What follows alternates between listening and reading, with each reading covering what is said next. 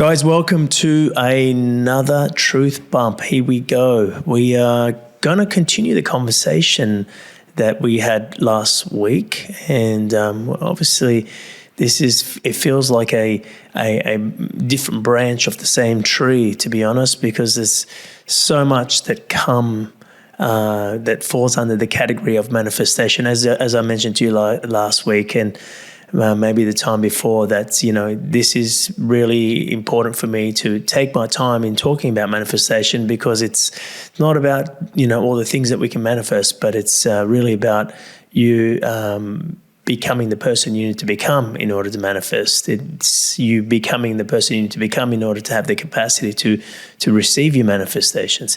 But anyway, last session I said I want to probably talk more about the idea of there's nowhere to be, nothing to do, nothing to accomplish. I also shared that kind of mantra that I shared with you guys in an earlier Truth Bump, which was the pondering. And I know that's super powerful for many people. A lot of people have given me so much feedback about, sitting down. In order for them to become present, they sit down and they just affirm with themselves and recognize and acknowledge that right now there is nowhere to be, there is nothing to do, there's nothing to accomplish, and there's nothing to figure out. And it's sometimes counterintuitive if we bring that into our everyday practice. It's because in our everyday life, we sometimes are consumed and conditioned to look for the things that we got to do today, look for the things that we got to accomplish, look at the things that we need to figure out and have ideas around and solutions around. Look for all the things that you need to do. So it is counterintuitive, or feels counterintuitive. So that's what I want to discuss today, because from a point of sitting down and wanting to be dropping into the moment, it makes sense to say to yourself, well, if I'm going to sit down right now and I want to meditate, or I want to get into a pondering state and reflect and get creative, or just be totally present, it makes sense to go, okay, there's nowhere to be. Yeah, there's nothing to do. There's nothing to accomplish. Yeah, there's nothing to figure out. But bring that into, 9 a.m. where you're at work and your day's kicking off for 8 or 7 or whatever time you kick off. Or maybe, you're running a household, family household.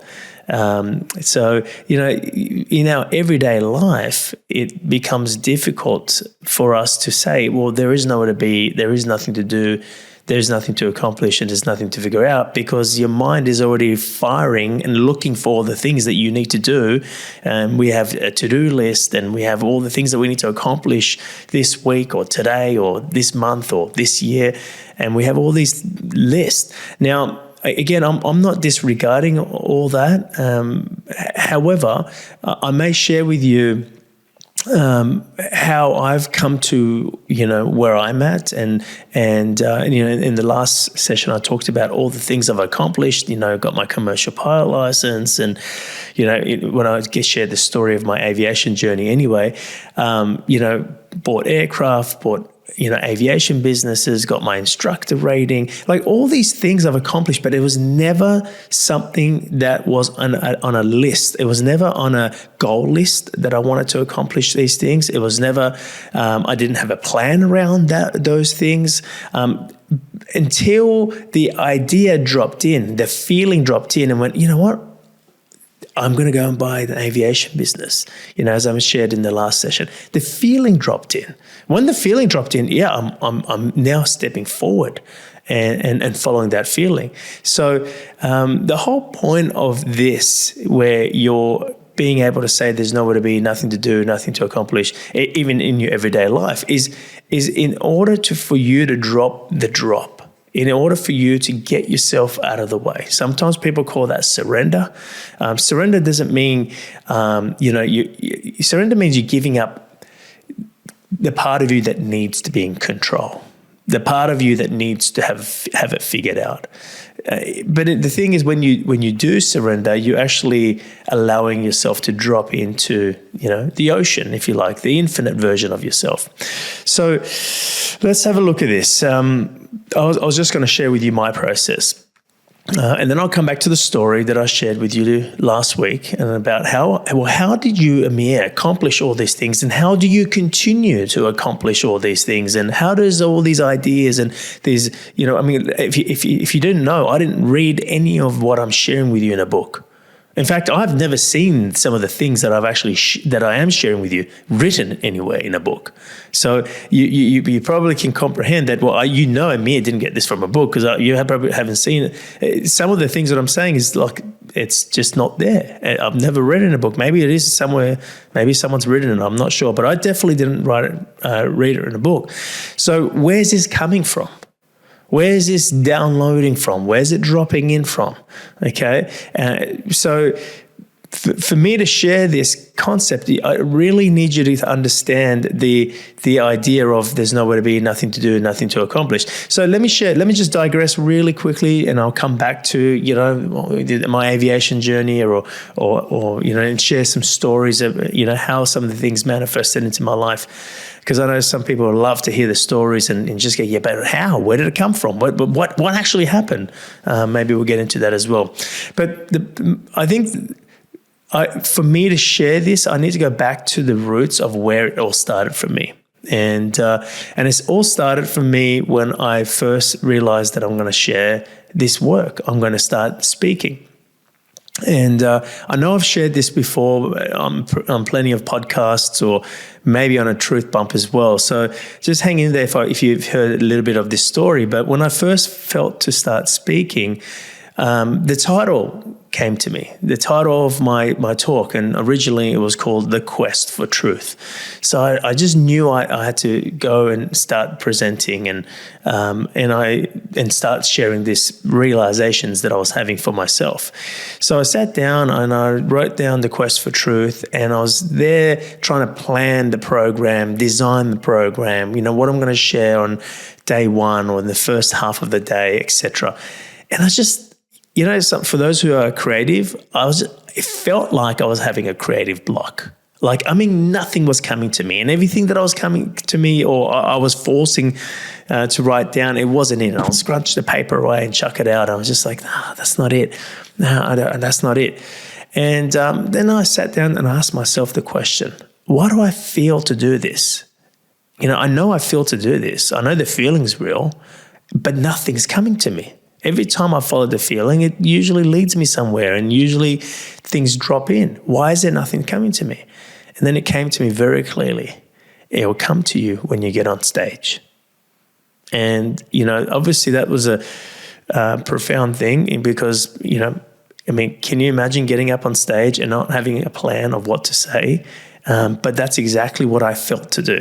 So obviously this was very frightening at first, and I remember getting 10 people and borrowed my friend's boardroom, and I had the name of the program, The Quest for Truth. I didn't charge any of these people for the program because I didn't even know what the program was about at that point.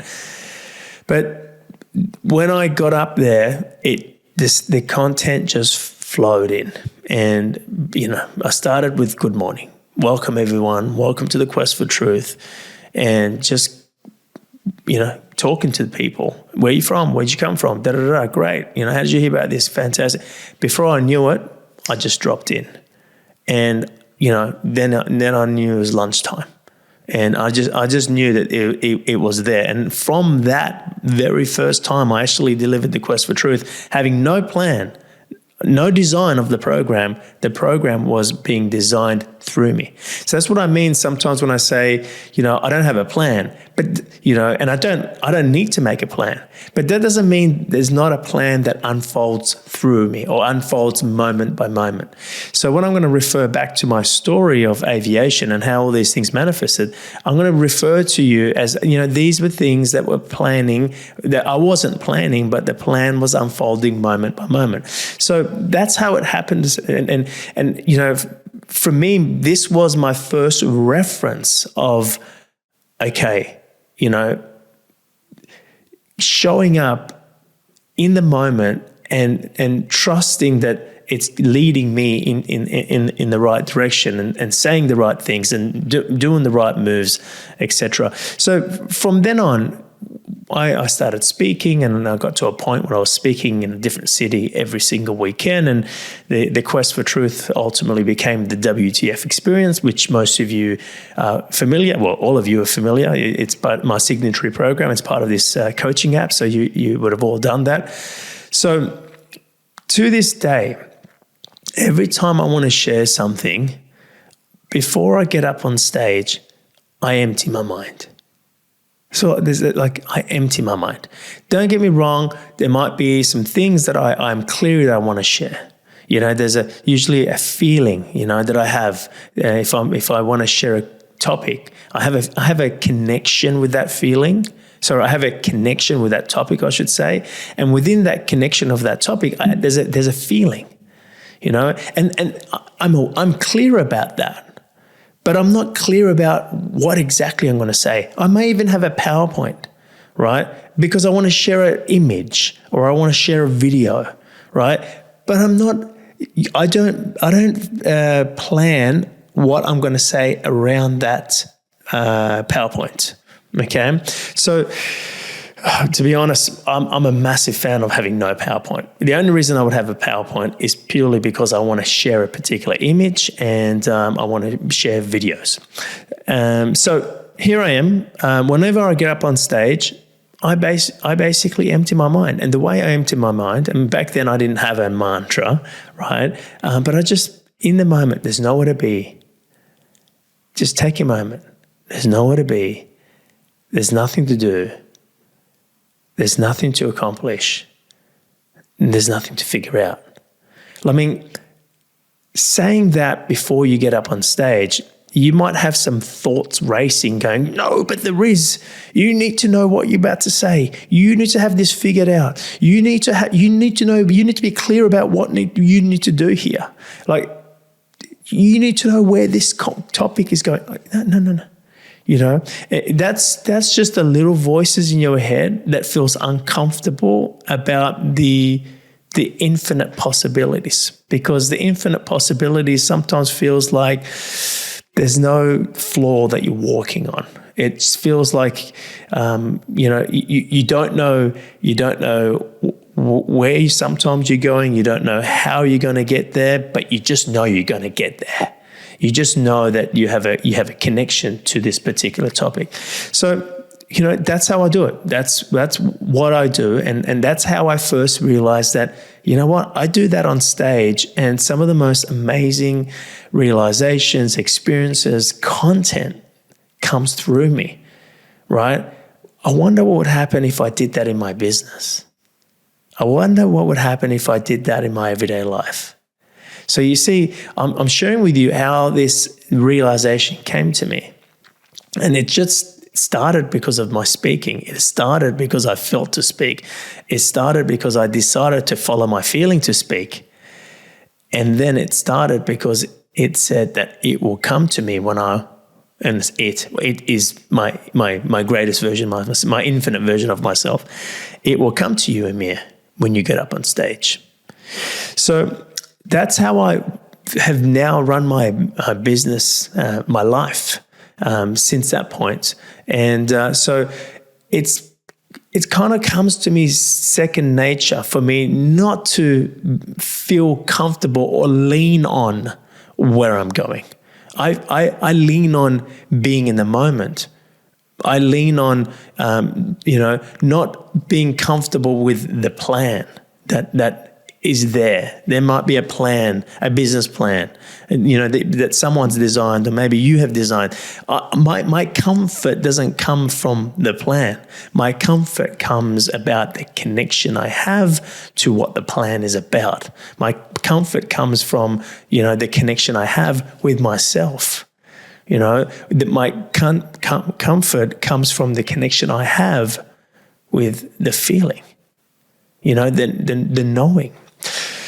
So, what does that all mean? Well, let's go back to my story. I talked to you guys about, here I am, going back to aviation. In the story, I stopped speaking, because the feeling wasn't there anymore. I just realized one day that the feeling to get up on stage, to continue to travel around the different cities and share these content, these ideas, these philosophies, it wasn't there anymore. The feeling that initiated, that got me going, that was like, hey, I'm going to start talking about this. And the quest for truth, the title came through. That same feeling that brought me here is no longer here to continue.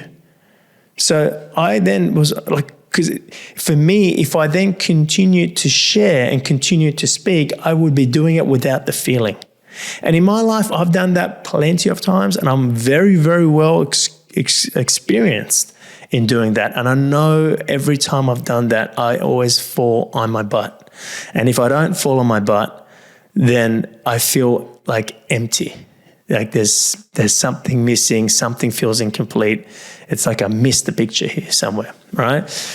And all you're trying to do from then on is just trying to feel that emptiness. That's all you're looking to do. You're looking for the next goal, the next result, the next plan, the next person to love you, or, in order for you to feel that emptiness that you feel. So I've been down that road many times, so I don't need to do that. So when I realized that the feeling to continue to share speaking wasn't there, it's easy for me. I have comfort in actually following that feeling, okay? And in this case, I wasn't following a feeling. It was just the feeling to continue wasn't there. So all I knew is I'm not going to continue.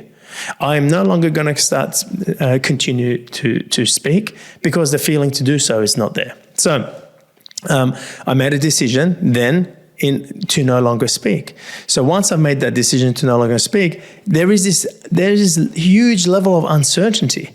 Your mind's racing, even my mind, going, well, what are you going to do, right? And this is the thing. When I can acknowledge that, hang on, Amir, right now there's nowhere to be. There's nothing to do. There's nothing to accomplish, and there's nothing to figure out. Because again, your mind's racing. You want to figure out, well, what am I going to do with my life?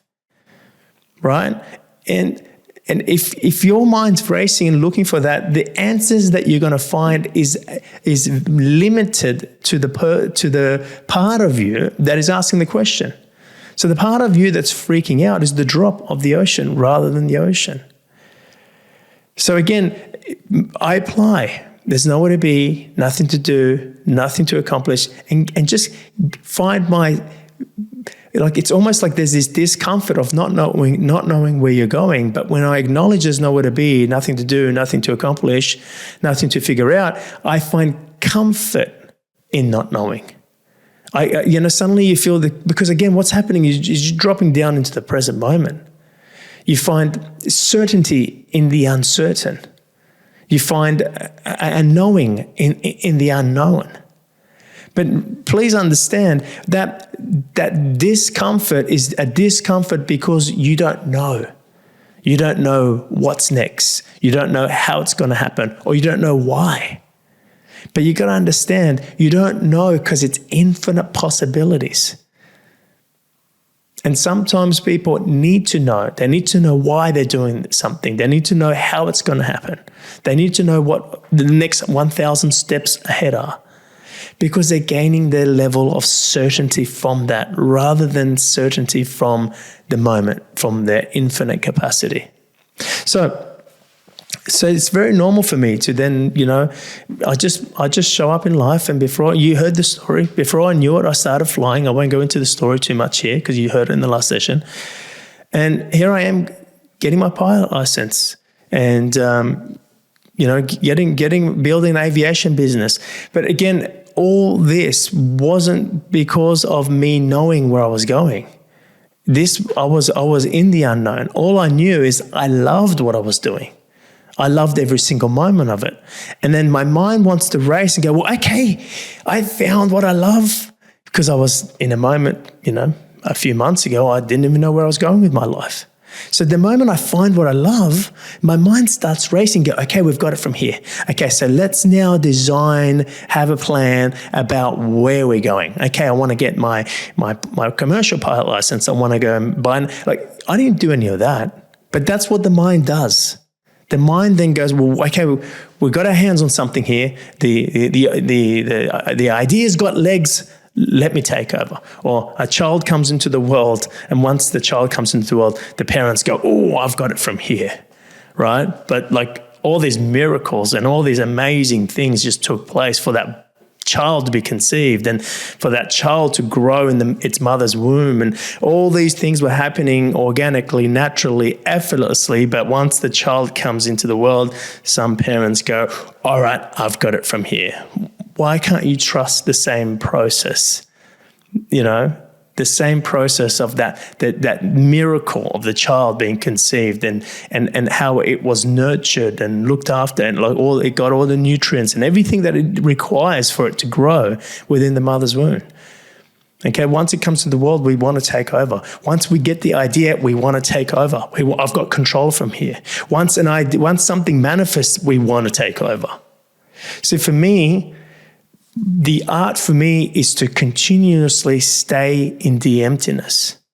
So it's like, yes, okay, I found that I love to fly. I've always loved it as a child. I left it behind, and now I'm picking up the childhood dream of becoming a pilot. But I don't then go, okay, so what does becoming a pilot mean? Well, for me, it's just flying. Yeah, but where do you want to go? The big question, how are you going to make money out of it? You see? Right there, again, I'm not saying the ideas that you get then are wrong, but they're influenced. You know, people ask me all the time, Amir, do you believe we have free will? I'm like, yes, I believe we have free will. But I believe 99.999% of the population don't use their free will. Because it's not free will if it's influence. That's influence will. And influence, I mean what I should do, what's going to be accepted, what I could do in order for me not to fail, right? Or don't do this from last time because remember this time that happened. That's being influenced. Or look at Andy or Bob. Maybe I should do what they do. That's influence. You see, infinite energy is not influenced. Okay, free will is not influence. Free will means you're willing something, you're choosing something that is not influenced. It is.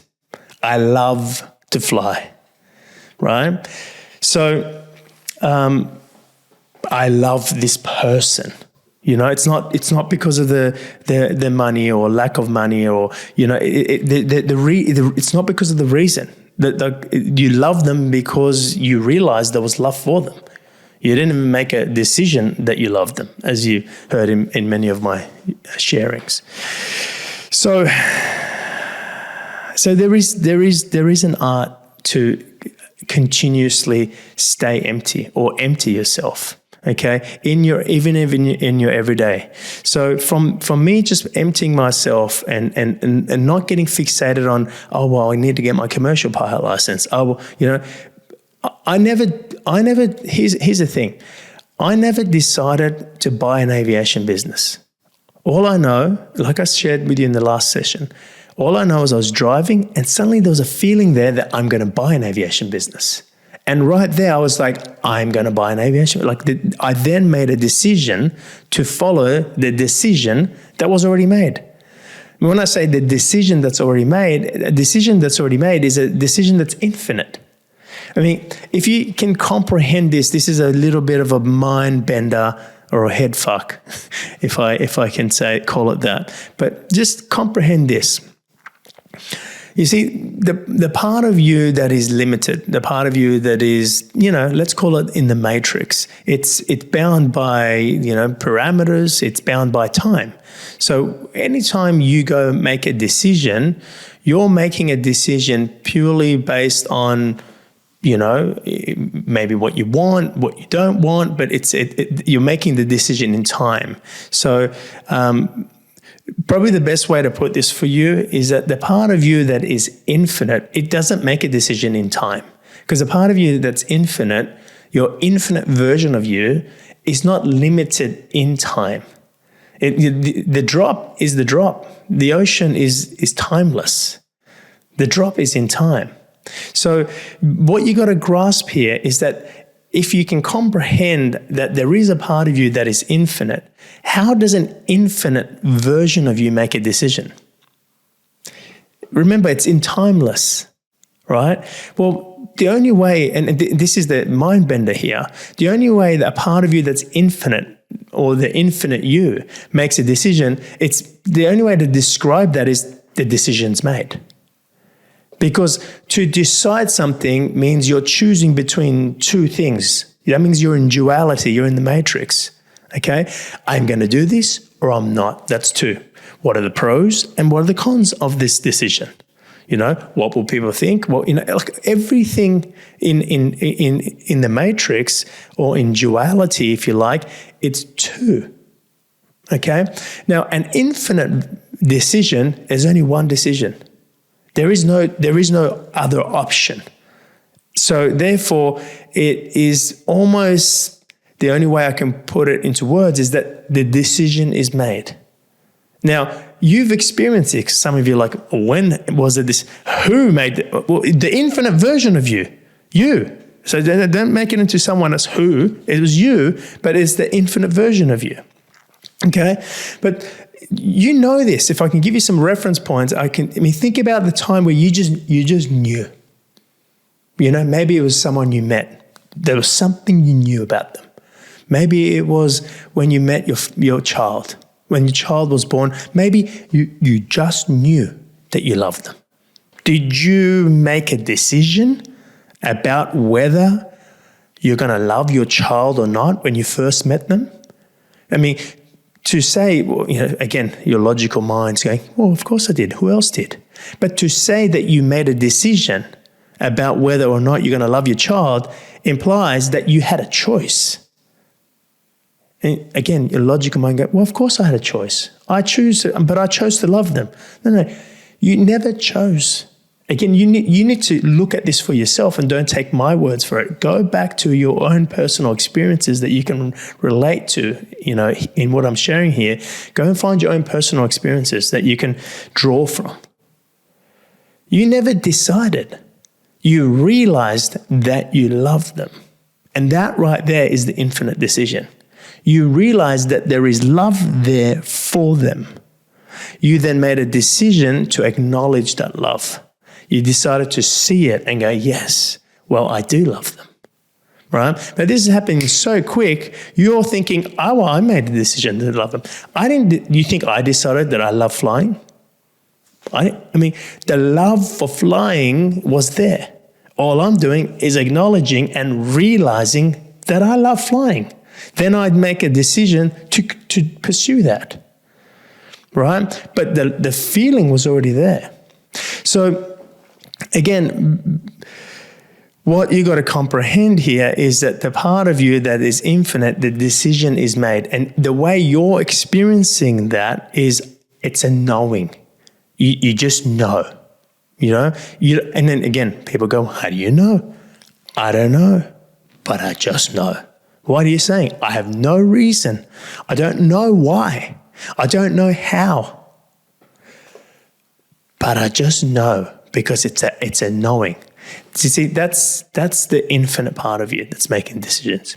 So for me, when I say to myself in my business today, in my story that I'm talking about, all these things I accomplished in aviation, without them being a goal, without them being a plan, without having a plan. But again, it doesn't mean there wasn't a plan. It means I didn't make a plan, but it doesn't mean there wasn't a plan that unfolded. How does a plan unfold? You're just feeling it. You're feeling it moment by moment. So that's why I describe it as there is a plan unfolding moment by moment. And as long as you are in the moment and you're connecting with yourself in the moment, you are moving that plan. You are participating with that plan unfolding. So this is the way how I've built my aviation career, aviation business, how I continue to do that. Now, I'm referring to the aviation business because we were talking about it last week, okay? So the feeling came, yes, I'm gonna. So once I realized I'm going to buy an aviation business, And because the feeling dropped in, and then I was like, well, I'm buying an aviation business. At that point, I started to go, well, I guess I'm getting my commercial pilot. It was just like the obvious. Now, did I feel like I didn't want to get my commercial pilot license? No, I felt love for it. I'm going to get my commercial pilot license. So then I would work hard and I would study. And so it doesn't just, when I say, I didn't suddenly just wake up one morning and get my commercial pilot license. I sat down and I studied, and I had to do like 6 or 7 different exams and had to do a flight test and had to have the experience and, but the decision to get my commercial pilot license was already made up. It was already done. Okay? The decision to buy an aviation business was already done. Because how was it done? Because I felt it.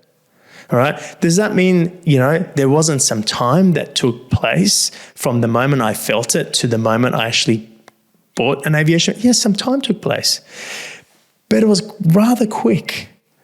It was, in the first 2 years of me going back to aviation, not only did I get my private pilot license, not only did I buy an aircraft, I got my commercial pilot license, I got my own aviation business. Like, this happened in 2 years. 2 years. Like, that's rather quick. But again, what I'm trying to point out here is that I didn't show up to the aviation business. I didn't show up to aviation in 2013 with a list of goals that I had and a plan on how I was going to accomplish them. I showed up empty. I showed up with, I love to fly. That's it. There's nowhere to be, nothing to do, nothing to accomplish. What was clear for me? I love to fly. So I flew. Then I show up the next day, I fly. Then my instructor says, where are you going to go with this? I'm just enjoying the flying right now. Okay, your mind wants to race. Other people want some clarity. But where are you heading? I don't know. And sometimes we don't want to say I don't know because it's maybe, oh, you look stupid. Oh, well, you're not optimistic. No, for me, I'm okay with where I'm at. And if you feel the need to say something other than where you're at, then you've got to look at why you're saying that. And it's always got to do with getting other people's acceptance and approval and so on. So much in this topic for me to squeeze in 30 minutes. But I continue to do this, guys, in my everyday life. It's in my business. It's continuously evolving. My products. I mean, just this product that I'm recording right now was something that we just decided to. I was initially going to record a truth bump once every 3 weeks. Then we realized, no, the feeling is more. So we did it once every 2 weeks. Now we're like, you know what? This is so valuable, and it just, my feeling was there just to do more. So I'm doing more. Am I getting something out of it? Yes, I get something out of it every time I follow the feeling. Every time I follow the feeling, I get something out of it. Not because of the result that comes from it, but because of what's moving through me when I'm doing it. I always say to people, when I was speaking even, it's not the speaking that I love. It's not the flying that I love. It's who I become when I'm flying. It's who I become when I'm speaking. Okay? So it's not what we love to do that we love. It's if you can open up and see, it's who you're becoming. It's who you are. It's the feeling that, when you're doing what you truly love. It's the real love. All right. You're not doing it in order to get somewhere. You're doing it because you love it. It's coming from who you are. It's coming from where you are. All right. When you're doing that, honestly, if you reflect and kind of take a step back and look at yourself, it's not that you love what you do. It's who you are. It's who you're becoming. It's acknowledging and experiencing that feeling that you have moving through you. You know, whether it's flying a plane or whether it's me coaching and sharing this, you know, it's the same. It's and when I say it, I mean, you probably think, well, it's the same. It's very different. It is different. It's a different version of the same. It's a different wave of the same ocean. You know, yes, the waves are different shapes, but it's the same ocean. It's the feeling, you know, the infinite version of you is a feeling, and that moves through you, through every single one differently. And it is you, right? It's an infinite version of you. It's the ocean. So as Rumi says, we are not the drop in the ocean. We are the entire ocean within the drop. That's what I'm talking about here. My concept and what I'm sharing with people is becoming the infinite version of themselves. And then they can, that's when the game really starts. That's when it's really fun. That's when you're experiencing you're becoming an infinite being in a finite world. When I say finite world, it's finite world because it's the world of duality. So the moment something's duality, it's all limited. It doesn't matter how much you accomplish in duality. It doesn't matter who you become in duality. It's always limited because it's duality. The only thing that's limitless is infinity. Okay? So some people accomplish great things in duality, right? But within themselves, you know, with the infinite part of themselves, they're not like... What I mean by saying this is they accomplish so much in duality, but they've gone against their own feeling. Their feeling was to go do this or that or become this person or make this move. But then they thought, no, I need to do this because my parents wanted me to become a doctor. I need to do this because, well, the money's better this way. And it doesn't mean you'll fail. You might become very successful in duality. But if you've moved forward without the feeling, then who are you? The reason I didn't move forward when the feeling was no longer there for me to speak, I no longer moved forward because then who would I be without the feeling? I might have all the money in the world, but all I've done is built the penthouse in the prison. Because duality, if your reality is bound and limited only to duality, it's the prison. You might build the penthouse, and you know there's some crooks in the real world who kind of have a penthouse. You've heard probably lots of story in their prison, right? That's what you're doing. If the feeling is not there, in other words, it was never real for you to become that person. It was never real for you to be with that person. It was never real for you to do that. It was never real for you to live there. Then you're doing it with the feeling. The feeling's somewhere else. Your feeling will go without you. And what does that mean? It means you're living without a soul, man. Your soul's over here still going, hey, I'm waiting for you. And you're like, yeah, but I needed to do this to make money. Nothing wrong with that. Doesn't mean you won't make money. You probably will. If you're good at it, you're committed, you probably will. But without the feeling, who are you? So this conversation is, well, I guess a little bit of an inspiration for you, just to understand.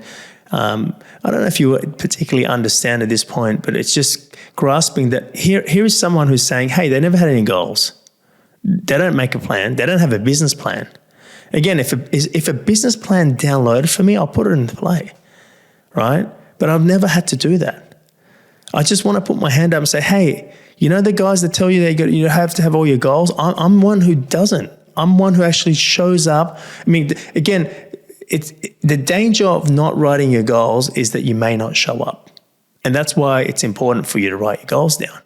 But if you have the ability to show up, and by showing up is meaning like you feel something and you follow it, the ability to stay present, then I can let go of how the results and the outcome takes place. I don't need to have it all written down, and I don't need to have a plan of how that's going to unfold. So, hope that lands wherever it's meant to land for you. I know this conversation, we are going to continue. Maybe in the next session, we can continue to talk about this from a purpose point of view, because, talking about moving on without the feeling is talking about moving on without a purpose. Okay, your purpose is not to make money. Your purpose is not to get everyone's approval. Your purpose is not to get everyone to like you. That's not your purpose. If you've confused that, it might not be too late to make a change. So let's get back together next week, and I'll share some ideas around purpose and what purposeful living truly is. Until then, stay empty. Hey guys, well done. You've just completed this video. How do you feel? I'm just here just to remind you that in order for me to continue to support you, it's important for you to continue to support this work. Please like this video and also press subscribe, and remember to press the bell icon as well so you get notified every single time I release a video. I'm going to be releasing so much content here that's going to support you. If you're looking for something even more, like you're looking for a community to be part of, some extra support, some extra coaching, you're looking to share your journey with other people, then go ahead and visit my website at amirzoghi.com, and there'll be some information there on how you can be more involved. Also, I read all the comments. I'd love to hear your experience. I want to release these videos for you. I want to support you. I love to see how it's landing for you. What's your experience of the videos? Do you have any questions? So remember to comment below, and I'll be responding to those messages as well. Thanks, guys. I'll see you on the next video.